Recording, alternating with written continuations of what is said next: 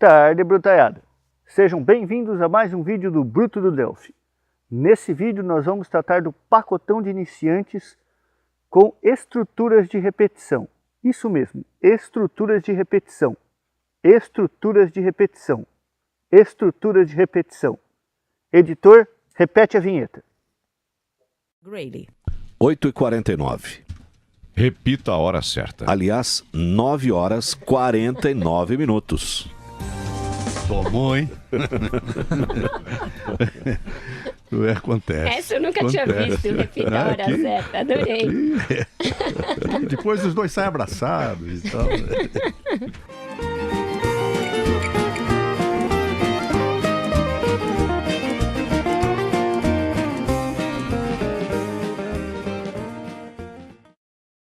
E aí galera, beleza? Hoje a gente vai falar sobre estruturas de repetição. Essa é uma aula do pacotão de iniciantes, então a gente não vai ver nada muito avançado como sempre, né? Mas vamos ver o básico para que vocês possam seguir no aprendizado dessa linda linguagem de programação que é o Delphi. Vamos lá, recapitulando, até agora a gente viu variáveis e estruturas condicionais. Agora a gente vai seguir a linha, né? E acho que o próximo item a ser falado é estrutura de repetição. Seguinte, às vezes você precisa fazer a mesma coisa mais de uma vez. Às vezes você precisa percorrer uma massa de dados que vem do servidor. Então você vai fazer aquele procedimento para cada linha daquela massa de dados. Às vezes você precisa percorrer uma lista.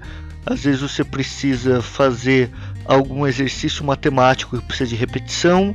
Então, para isso que serve a estrutura de repetição. É meio difícil para explicar para quem está começando agora por que se repetem as coisas em programação. Mas vamos aprender a fazer as estruturas de repetição e depois, com o tempo, a gente vai conseguir aplicar isso da melhor forma possível. Eu vou dizer para vocês que é importante. Se não fosse estrutura de repetição, com certeza a coisa seria muito mais complicada. No Delphi existem 3 estruturas de repetição. Cada uma serve para um caso em específico. Vamos começar pela mais conhecida de todas, eu acredito que seria o for. O for é usado quando você tem um número fixo de repetições para acontecer. Mesmo que você não saiba qual seja esse número é fixo. Como assim? Vamos dizer que você tenha uma lista. Essa lista tem 10 itens.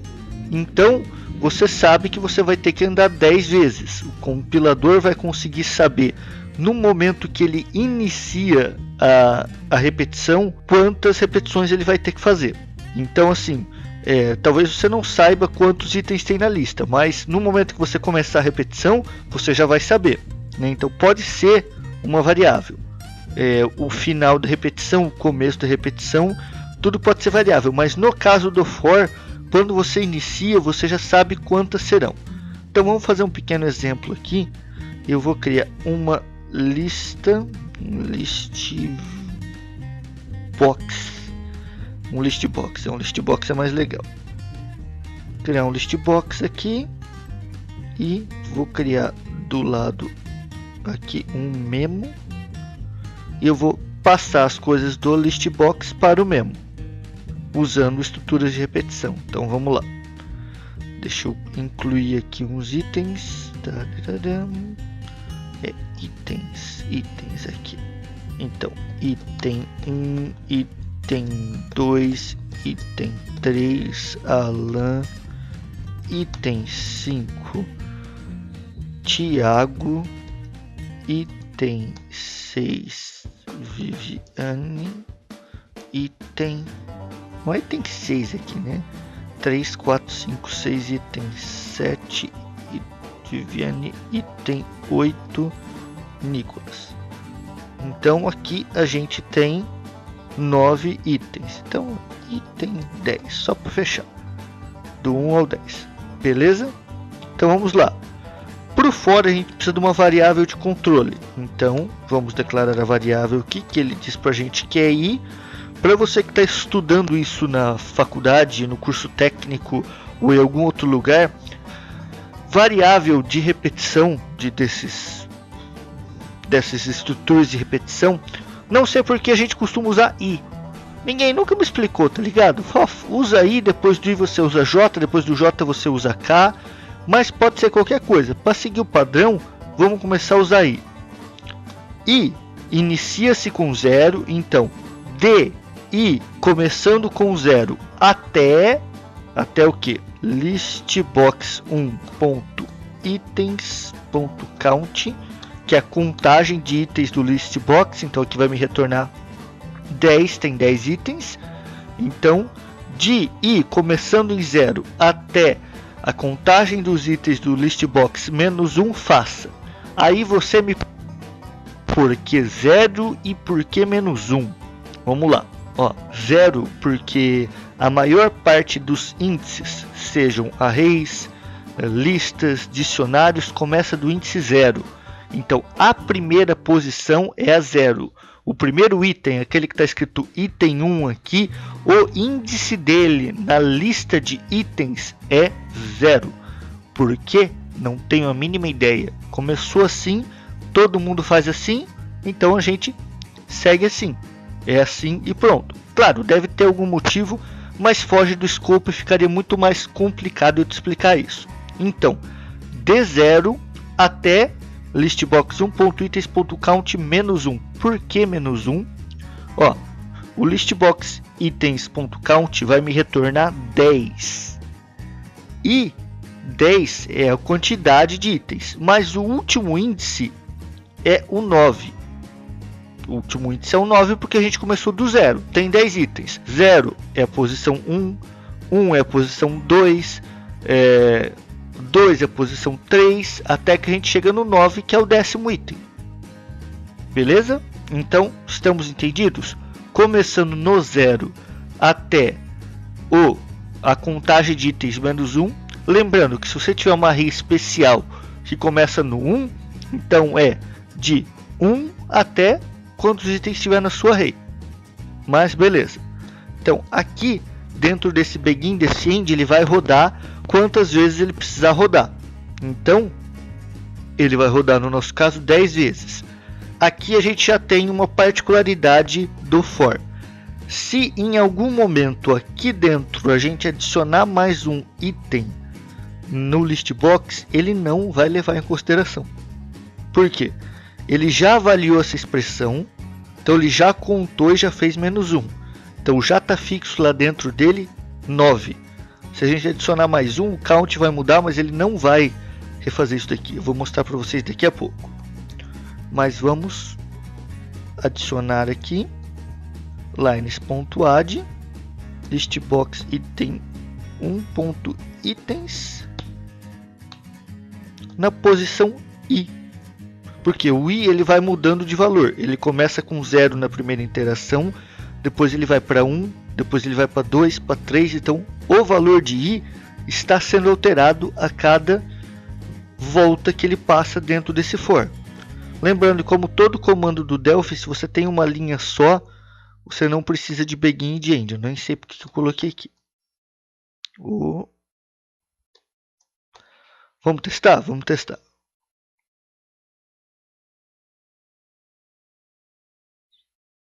Prontinho, ele passou tudo daqui para lá. Só sobrou mesmo um a mais aqui, que eu coloquei no create, né? Devia ter colocado no botão. Mas de todo jeito a gente viu que passou tudo bonitinho do lado para o outro. Vamos fazer o teste que eu falei? Vamos fazer o teste que eu falei. Se o i for igual a 5, listbox1.itens.add teste de inserção. Vocês vão ver que eu não vou passar vergonha na frente de vocês e ele não vai passar o teste de inserção daqui para lá. Viu? Ó, não passou. Por quê? Ele contou até o 9 e fixou esse valor aqui. Então, a gente acabou de aprender que o for ele serve para uma repetição de qual a gente já sabe a quantidade de itens que vão ser repetidos, quantidade de repetições que vai rolar. A gente declara uma variável para trabalhar com o for, ela vai ter o seu valor alterado a cada interação, a cada iteração.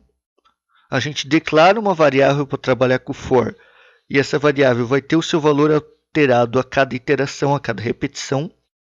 E a expressão final do to, ela só vai ser avaliada uma única vez. Então não adianta alterar esse valor achando que o for ele vai mudar, que a partir do momento que ele passou por essa linha aqui, ele já sabe quantas vezes ele vai repetir e isso nunca será alterado. Beleza? Vamos a uma variante do for. Aqui a gente tem o for começando de um valor e aumentando até um outro valor. Se a gente quisesse fazer o contrário, a gente tem o for se mantém, por isso que é uma variação. Então vamos começar do final da lista e recebendo listbox.it.count-1 down to 0. Então aqui ele vai começar do final e vai ao contrário até o começo. Vamos ver funcionar. Opa, matou, executou. Ó, item 10, Nicolas, item 8, Viviane, item 7, Thiago, item 5, Alan, item 3, 2 e 1. Tá vendo aqui, ó? Exatamente ao contrário. Beleza? Conseguiram entender o for down to? Você simplesmente tem a coisa ao contrário. Vamos continuar. Beleza? Só fazendo um resumão então do for para passar da próxima. For valor inicial to valor final, faça o do. Beleza? Então essa é a síntese do for, que eu devia ter mostrado antes e só mostrei agora no final. A segunda estrutura de repetição muito conhecida por todo mundo aqui, eu vou até apagar isso daqui. Vamos montar primeiro a estrutura aqui. Eu vou colocar um checkbox aqui, um button e um memo. Vocês vão entender para que disso daqui a pouquinho. Acho que eu vou limpar aqui. A segunda estrutura de repetição muito conhecida aí e muito usada no Delphi é a while. Escreve assim, tá? While. Com certeza você vai ouvir falar de um monte de gente por aí. While, tem várias formas de falar, né? Isso é o que menos importa. O while, ele trabalha como? O while, diferentemente do for, ele é uma estrutura de repetição que você usa quando você não sabe quantas repetições vão ocorrer. Então, toda vez ele faz um teste e verifica se ele continua ou não. Qual que é a síntese dele? While, alguma expressão, faça. Então, enquanto essa alguma expressão aqui,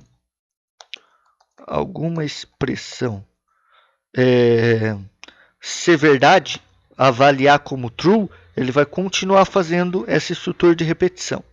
Então vamos lá, eu vou marcar esse checkbox aqui já. Cadê você? Checked.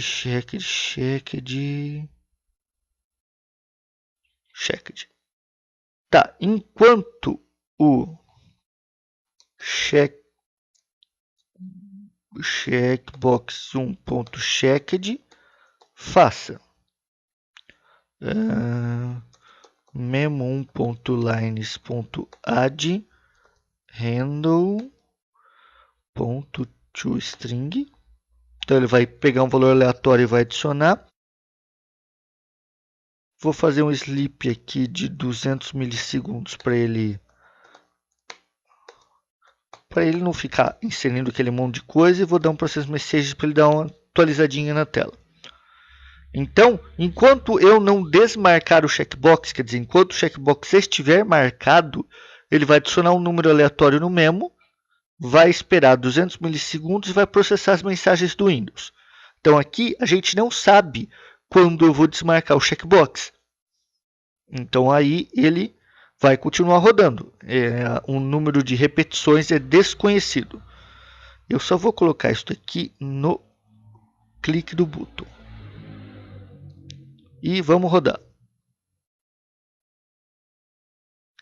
Eu cliquei no botão, então ele está gerando números aleatórios para mim.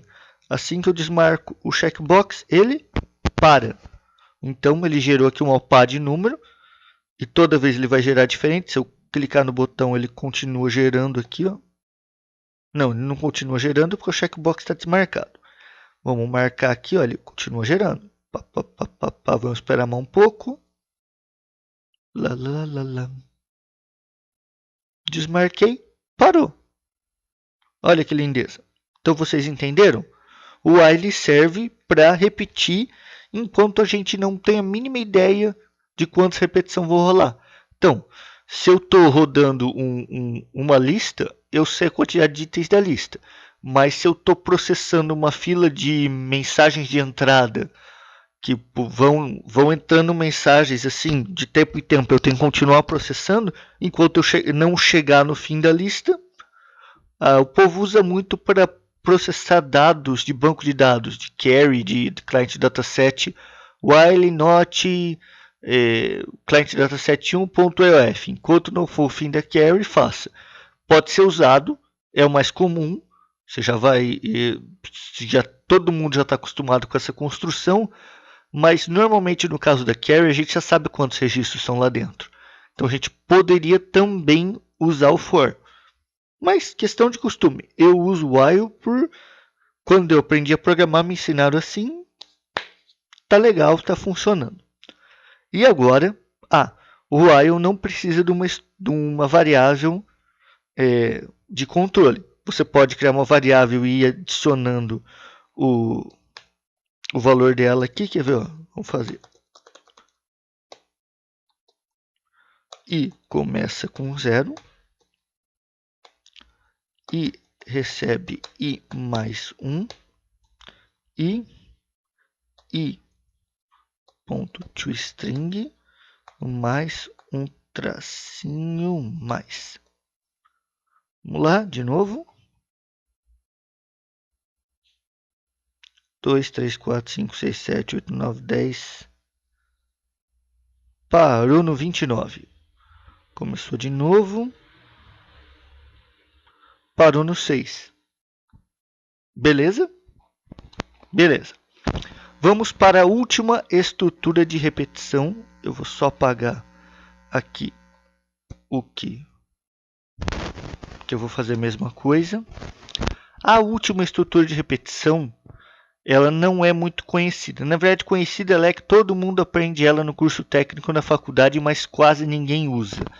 E eu não sei o porquê desse preconceito com essa estrutura de repetição, porque ela também é muito útil. Mas eu desafio vocês a mandar para mim prints de códigos fontes que utilizem essa estrutura de repetição, porque eu raramente vi por aí em algum lugar em produção ela. Vamos parar de mistério e vamos lá.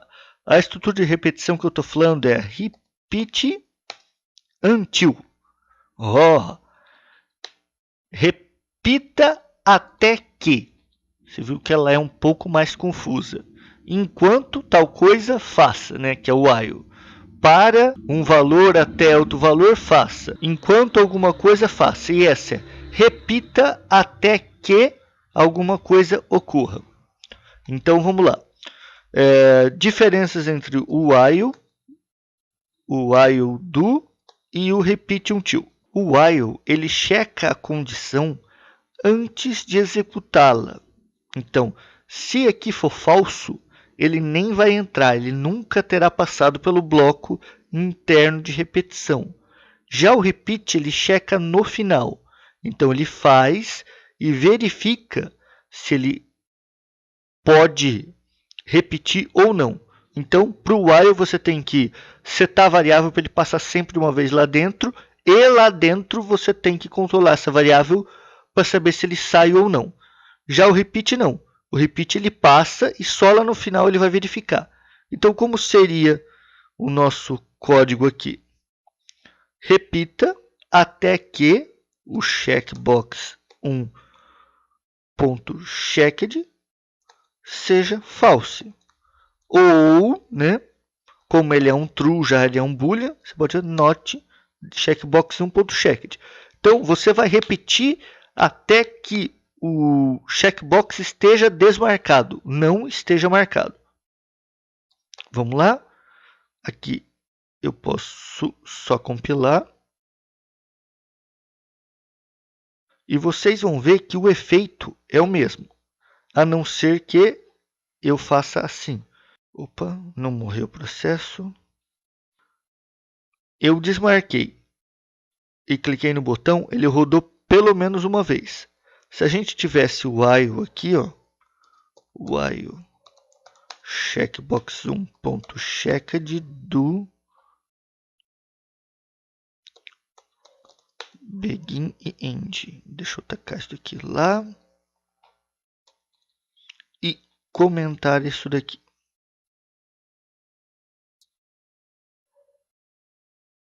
Vou desmarcar, não acontece nada. Já no while, no repeat, desculpa,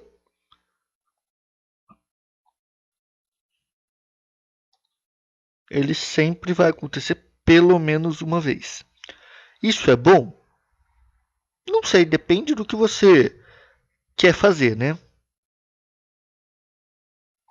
Se você quer que ele passe sempre uma vez pelo bloco para depois você decidir, pode usar o repeat. Você quer que ele verifique sempre antes de começar a repetir, use o while. Eu quase nunca vi o repeat, então eu peço que vocês me mandem prints de código com ele, que vai ser legal ver isso sendo usado por aí, porque aqui, por onde eu passei, necas, viu? Bom, então eu acho que estruturas de repetição padrão são essas daqui. Claro que a gente pode usar recursividade como estrutura de repetição, mas aí já é usar o canhão para matar pardal e foge do nosso escopo de iniciantes. Beleza, galera? Bom, então eu acredito que seja isso. Eu queria mandar um alô para a galera do Delphi Experts Community no Telegram. Eles estão migrando do WhatsApp para o Telegram. Queria mandar um alô para a galera do grupo do Bruto lá do WhatsApp, meu grupo, né? O povo está sempre me apoiando lá, é a primeira galera que recebe meus vídeos, comenta, tá todo mundo inscrito no meu canal, tenho toda certeza. E dizer para vocês que agora eu sou moderador do grupo Delphi Beginners. Então, e esse vídeo é um vídeo para iniciantes, então tem tudo a ver. Então, galera, se vocês quiserem, a gente vai estar fazendo um trabalho bem legal lá no grupo, né? A gente ainda está definindo como é que vai ser, mas a gente pretende fazer assim uma coisa diferenciada. Não é só eu vou lá fazer uma pergunta porque eu tenho uma dúvida e sair e pronto. A gente está pensando em direcionar quem está no grupo para um caminho, assim, para o cara aprender direitinho, com aulas exclusivas e tudo mais. Seria mais questão até de um coaching do que um grupo simples de Facebook aí com perguntas e respostas. O trabalho lá vai ser bom. Tem uma galera muito boa de moderador lá. Eu não vou falar os nomes por enquanto, né? A gente está fechando o pacote ainda, mas eu queria mandar um abraço para todo mundo. Principalmente para o Amarildo, né? Que é quem juntou essa galera aí. E acabou só ele como moderador. E para o grupo não morrer, ele juntou essa força-tarefa gigantesca e só de gente boa. Então, vale a pena acompanhar lá no Facebook. Beleza, galera? Então é isso. Coice do Bruto.